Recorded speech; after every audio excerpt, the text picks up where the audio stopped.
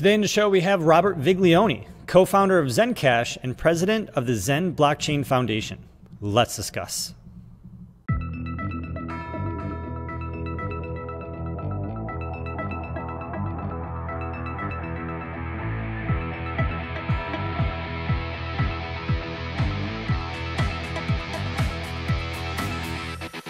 Hey everybody, I'm Gary Palmer Jr., you're you, and together we are Minting Coins, your trusted source for crypto news, interviews, and ICO reviews. Thank you for showing up. Tap that like button. It really supports us and it helps other people find this content.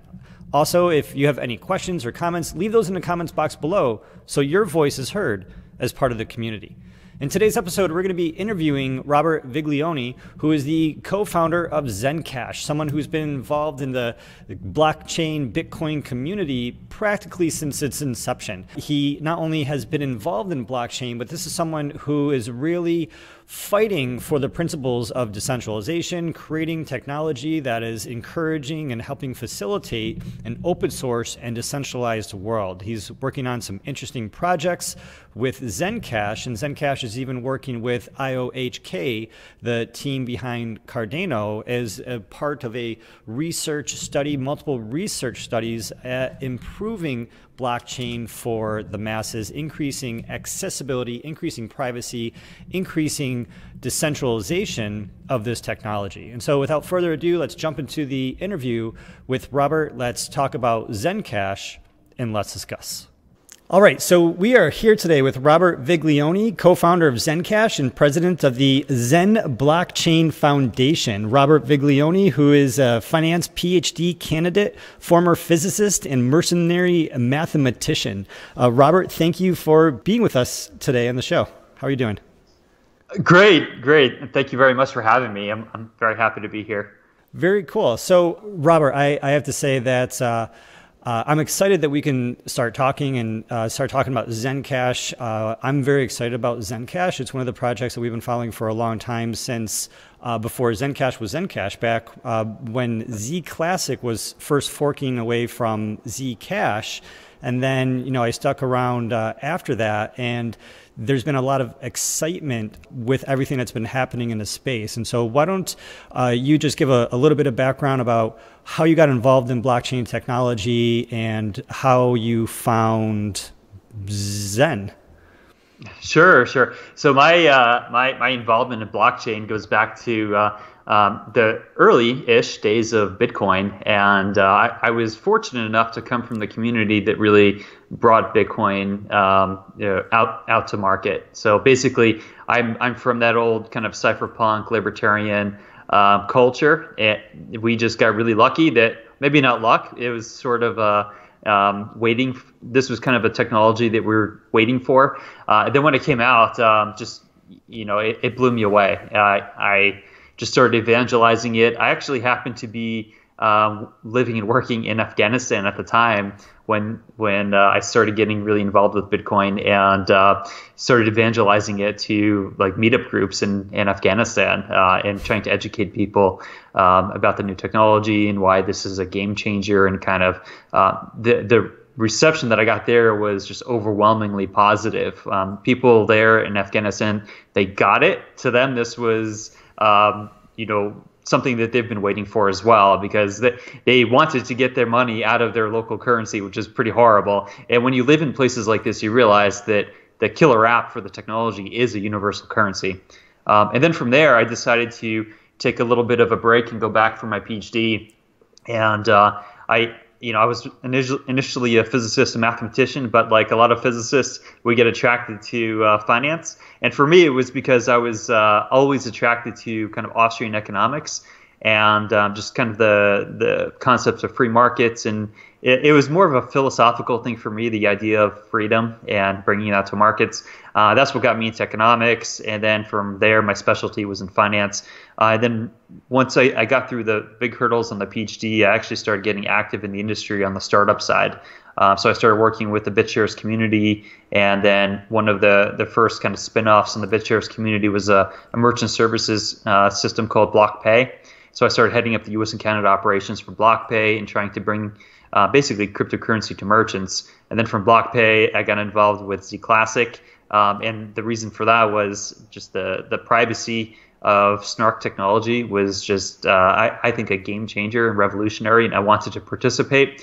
And I love what Zuko and the ZenCash guys are doing, but I wanted to get in on kind of the grassroots proliferation of it, which I saw as happening with Z Classic. So I joined the team there, and then from there, working on the team, we realized that there's still some deficiencies in how the technology was being spread in a whole bunch of different domains outside of just the pure currency that we wanted to do, which is then why we forked into ZenCash. Wow. So that's definitely a full history, and you could see that path, I guess, of just being in Afghanistan and learning about Bitcoin and blockchain technology. I guess I never really had the picture of Bitcoin being very popular around Africa or the Middle East or the Far East, like Afghanistan, especially in the early days. But that's a misconception I suppose I was wrong about. Yeah, it's just something you don't hear much about. But if you look at the utility of the technology, the highest marginal utility goes to places in the world that have unstable economies. Yeah, and that's probably going to be very true moving forward, where anywhere in the world where there's an unstable economy or where there's higher inflation than normal in the Keynesian world, those may be aspects where Bitcoin and blockchain technology that has strength is going to supersede, right?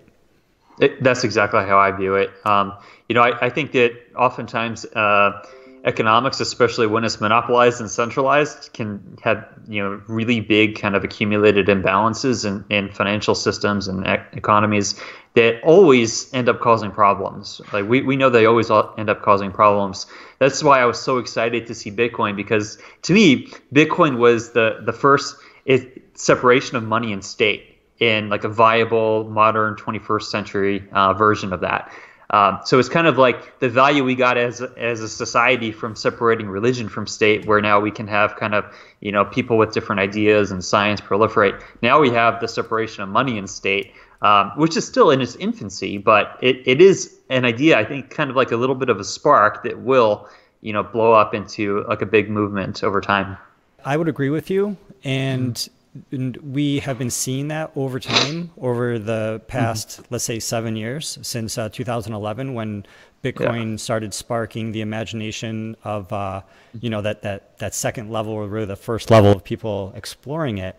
Since then, a lot of different tokens have come out. A lot of different projects have come out, and especially in a month like this month and a week like this week, when we see so many projects in the red. Even with Bitcoin being down, we still see the Bitcoin dominance increasing, right? And we see trust moving toward the, what people know to be, what I would call the largest, most decentralized project, right? With the most hash rate out there. And so my question to you is, in times like this, what are the reasons that ZenCash has strength to go to the moon when, at the same time that Bitcoin, a lot of people think Bitcoin is going to be going to the moon? Yeah. So, I mean, let me just say up front, I'm a big fan of Bitcoin. And I think the project, it's the most battle-tested project in the world. So I don't see Bitcoin's dominance necessarily going away tomorrow. And it doesn't have to. Like, it serves a huge, sort of reserve currency and stabilizing function in our markets, which sounds kind of crazy because even Bitcoin's been collapsing. But for projects like ours that are, sort of micro caps or small caps, I think you're going to see a big washout. There's a lot of projects that hit the market that will not have staying power. I think that those that will have staying power, you have to look at the full suite of things that are involved. And I think the number one thing is you have to look at the team. So for us, for instance, we have about 50 people distributed around the world and into 7 organizational areas. And our team is pretty amazing. So I think if you look at that and you see what we're doing, you see, despite the market collapsing, so our project is actually accelerating. We're accelerating in business development. We're accelerating in exchange listings. We're accelerating in products that support us with, like, for instance, hardware wallets. we're accelerating across the board. We're accelerating in our code development. We're accelerating in our features that we're building on top of the network. And all of this is going on while the market's collapsing. Now, at some point, a collapsing market means that our budget is also collapsing. So there certainly is some sort of a pain point here where even we have to step back and say, okay, we need to trim costs and look at increasing ecosystem value. We're one project out there. I like to point out us as one example of we're a small microcap and we're trying to survive in this very adverse economic environment or market environment, but we're still crushing it, I would say. Now, you have to look at other projects as well, and now compare them, like how many people do they have on their team, what's the quality of people on the team, what are they doing with their team, right? And then you can kind of rank order the projects into those that have more staying power. I would argue that we actually have a lot of staying power despite this adverse environment.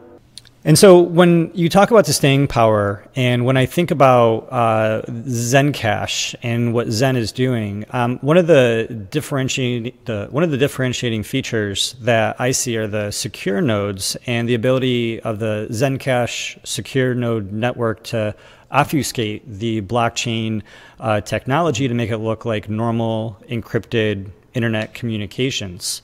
Mm-hmm. How big of a feature is that? Is that something that's unique for ZenCash? And what do you think are there any other features that are maybe as prominent as that? Because it really seems as if that's differentiating. It is. So actually, I think our secure node architecture is one of our biggest assets that's so underrated. So for instance, we have we just crossed the 8,000 secure node count on our network. So that's 8,000 nodes that actually qualify with TLS certificates and the other set of requirements that we have for them. So you can think we easily have 10,000 full nodes operating on the network, which is now rivaling Bitcoin in distributed node architecture or node count. So that's really big. And what we realized was, okay, now we have 8,000 secure nodes that we can actually tell to do things because we're paying them. Now let's flip this around and start thinking about our network as a platform, and we're starting to build things on top of that platform now. And that's, I think, a major differentiating feature. Now, what you mentioned, the whole TLS encryption, that's important. But actually, there was a Twitter conversation that someone pulled me into with Fluffy Pony from Monero, and he asked, well, the guy was asking Ricardo, what do you think about ZenCash? And he said, well, what's the point of TLS? And my response to him was, yeah, I agree. The marginal value for TLS right now, for most types of transactions is probably not very much. But what we're thinking into the future. So one, we're implementing something called Zen Hide, which is domain fronting to obfuscate people's access to our network, so that if you live in a repressive part of the world, we don't want your government to punish you for accessing our network, which then, by the way, we want our network to help them access the rest of the world's communication infrastructure. So there's reasons to do this. And if you just look at it from like a pure, cryptocurrency perspective, you might say, well, TLS doesn't do much because if you already have snarks, you're already obfuscating the transaction. Like no one can see who's sending what or how much to whom. So that's fine, but we want to obfuscate just the network traffic itself to have an additional layer there. So there's a lot going on. And if you look at it just from a snapshot of right now, you might think, well, okay, what's the big deal? But we're thinking, 5, 10, 15, 20 years into the future of this entire economic system that we're building here. And we want our users to have maximum privacy, maximum security from the start. So with that, how does that feed into a decentralized ZenCash system, right? I think you mentioned your Cyberpunk roots in the very beginning, and someone who has been paying attention to the blockchain industry myself for a while, it really seems as if the more decentralized a project is, and with as little dependence on any one person or group of people, then the stronger that project may exist into the future. And so how is the organization overall decentralized, and how will the technology and the team become more decentralized? Yeah, that's a really great question. And I have to say, there's always a trade-off between decentralization and efficiency. So if you were God and you just knew everything and you can make every decision to be perfect, you're better off being centralized with God. The reality is human beings are not gods, and we're all flawed, and we all have our own kind of motivations and information sets that we act on. So for us, being censorship resistant is critical because we want to be able to operate in parts of the world where maybe are not very friendly to people having freedom. So decentralization is a key part of censorship resistance, which is why we take it so seriously. And it's actually part of our major efforts is to actively decentralize. Now, decentralization should be tackled from a scientific perspective, because we know that there is some science to decentralization. It's not just going up and throwing up 10,000 nodes, which is great, and we've done that. And having these nodes distributed all around the world, you can't just shut down our software because it's feasibly impossible to shut down all of our nodes. That's great, but that's just a starting point. Balaji from 21 Co. actually had a great paper where he broke blockchain systems into subsystems, and he said we need to intentionally decentralize every subsystem. And I've extended this a little bit where, subsystems are things that you can think about, like miners are a subsystem. You want to decentralize your hash rate, your mining pools. Your node architecture is a subsystem. We've decentralized that already. Your developer team is a subsystem. You don't want one guy doing all the commits to the GitHub repo, right? So we've decentralized our developer teams, and we're still doing that. And there's a whole bunch of other subsystems out there, including what I've added as a funding model. You want to even decentralize your funding model and the governance for that, of who gets to decide where money goes, because ultimately that is at the heart of decision making. So we can claim we're decentralized all day long, but if I'm the one determining where all the money goes, we're not decentralized at all. So actually, one of the biggest projects we're doing right now with our R&D partner IOHK, this is the tech team behind Cardano. We're actually building out into our protocol a voting system. We call it treasury and voting system, where the community will directly be able to vote on how resources are allocated. And we leverage snarks on the voting too, to make secret ballots. We pay people to vote to overcome voter apathy, right? So we're kind of doing a governance 2.0 thing here, which I think is the first realistic step to a DAO. And that is kind of like the holy grail of decentralization, is once you can decentralize your governance system, in addition to all of the other subsystems that we're actively decentralizing. Wow. So there's a lot of initiatives that you and the ZenCash team are enacting to make Zen more and more decentralized. Is there anything that's more important than decentralization in your eyes? More important. So it's hard to rank these things in terms of importance, but we're doing a whole bunch of other important stuff. Yeah, no. I would say I want to highlight another R&D project we're doing. So I like to tell people we're actually organized as kind of like a hybrid lean startup, where we have engineers doing rapid prototyping, bringing things to market. But we're also like an R&D incubator. So we have a deep R&D pipeline, which is really important and not very common in this industry. Actually, a lot of people just go and fork GitHub repos and just launch and build nice looking websites and hype themselves.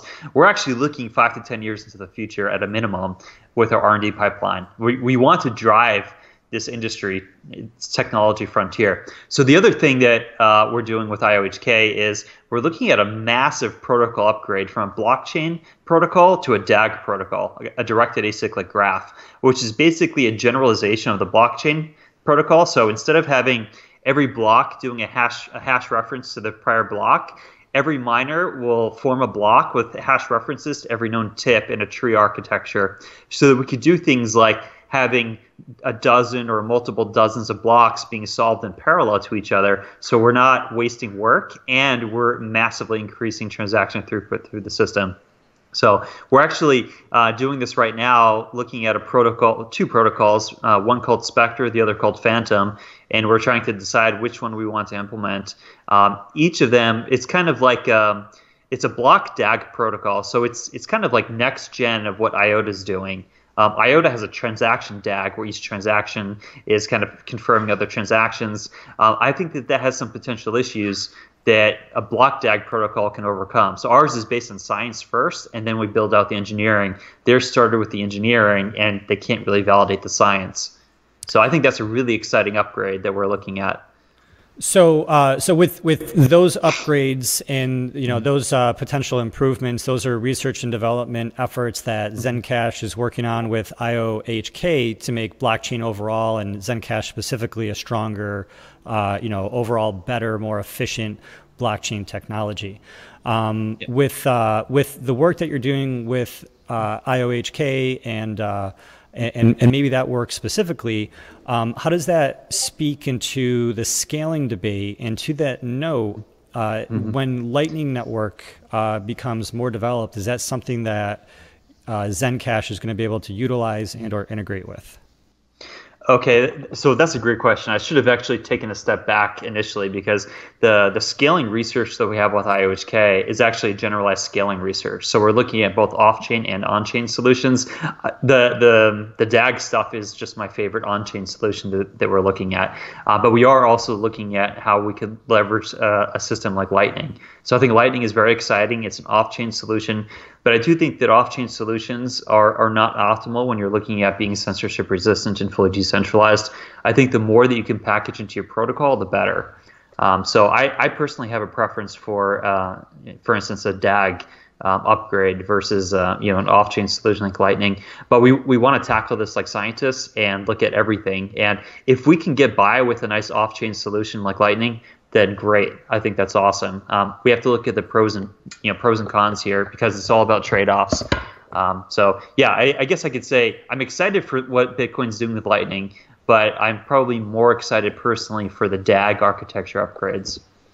And so I don't want to get too technical with you, but in talking about the scaling debate with Bitcoin, and then talking about everything you've just been mentioning, am I right to think that there are off-chain solutions like Lightning, there are on-chain solutions like increasing the block size, then there's this third option of redesigning the DAG architecture? Yeah, no, you've described it well. The only tweak I would say is you could also partition the space into off-chain and on-chain, and DAG would be one of the on-chain solutions, as we're basically doing a rewrite to the protocol. Got it. Interesting. Yeah. So, yeah, but I would say this doesn't solve the scaling stuff at all. And Ethereum Vitalik mentioned this is you can increase transaction throughput and have massive transaction throughput increases, but that's just one part of scaling. The other part is, what do we do with these massive data structures that we're creating? So being able to take a stable state snapshot and prune your chain is also another really big part that we need to look at. Now, right now, our blockchain is not big enough where this is a concern currently. But so we're tackling the first part of the scaling issue, which is the transaction throughput, because we want to be used as a transaction currency. So we want you to be able to go to a merchant and buy your coffee, and one or 2 seconds later, or maybe a few seconds later, the merchant can say, yes, definitively, coffee's yours. I accept the payment. There's no way it's going to be double spent. So that's why we're looking at a DAG, because we can have that kind of throughput. So a question that I'm also curious about, are there any other tokens, coins, or projects that the ZenCash is going to, and Zen is going to be able to work with or be interchangeable with, or somehow is going to integrate on some sort of, level, foundation, or protocol? Yeah, so interoperability is definitely another one of these holy grails of the industry. Everyone talks about interoperability. I think Cardano is taking it very seriously from a scientific approach. So when it comes to interoperability, right now I think that IOHK and Cardano are leading the way. So I'm really happy that we're partnered with them. That said, we don't have any interoperability projects currently, but we do have some other partnerships with other projects that I find very useful, and we hope to be able to leverage in the future and work together. We actually just struck a partnership with a company called Blue Frontiers. They're a commercial offshoot from Seasteading. This is a project I always like to talk about because I've personally been involved with the project for a while. I think it's like a a libertarian dream coming true that more libertarians need to learn about is we're starting to colonize the oceans. And that's the thing is, we have a couple hundred nation states that dominate all of the usable landmass in the world. Well, there's a whole lot of ocean that we can build stuff on top of and build societies. So we're looking at startup societies offshore, and we're building our first one in a beautiful lagoon in Tahiti. And they're actually doing an ICO crowdfunding with their own coin, C coin, and we're partnering with them, our project. And the partnership really just started with our philosophy. Is we kind of share a common philosophy with them, but now we're looking at some pragmatic aspects of, well, they sure could leverage our governance research. It would be great if you have a startup society and you need to figure out how to make joint decisions with other human beings peacefully. Well, hey, you can leverage what we're doing on the voting system. So that's just one example of how we'd like to work with them. That's very interesting. And you talked about earlier in the interview how having the team and a strong team and a team that's working together is one of the most important aspects of a project. And just to see the synergy across teams is sort of the second level, if you will, of strong projects working together and building, if not interoperability, systems that work for everybody. Well, that's exactly right. And I'll say we take an approach, kind of like a values-based approach to who we partner with. So we don't take partnership decisions lightly. And you can see even just with us working with Charles Hoskinson and IOHK and Cardano, they're very much a values-based organization, and they believe in where we're trying to go with this technology to make the world a better place for human beings all over the planet. So that's why these are the kind of caliber people that we work with, are people that actually mean what they say and are doing this for the right reasons, not just for a quick profit. That's very encouraging to hear, especially with a lot of what we see in the space without getting into the details there. Exactly. Agreed.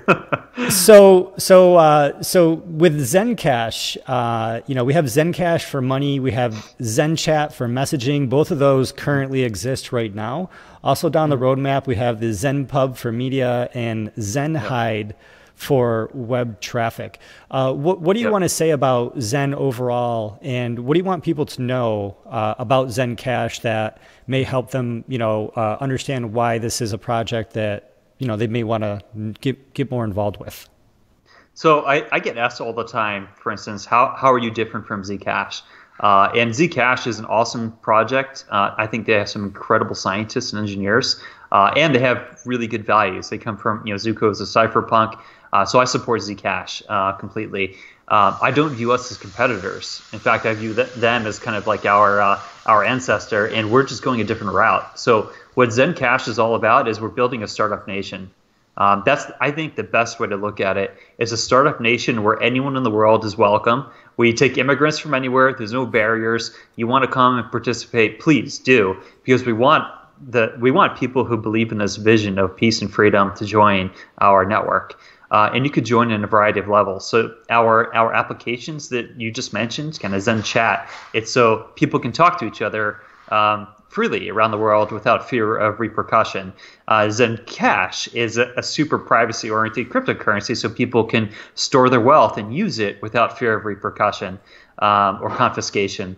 Right? ZenPub, so you can publish documents, media without fear of repercussion. Right? And then we have all this other stuff that we're doing where we want to create economic opportunities for people all over the world. We want to create a communication grid where people can just come together peacefully. Right? We're integrating with Open Bazaar because you can see they share our values, where now it's kind of like a decentralized eBay where you can now trade with people freely without fear of repercussion. So you can see the general direction that we're going.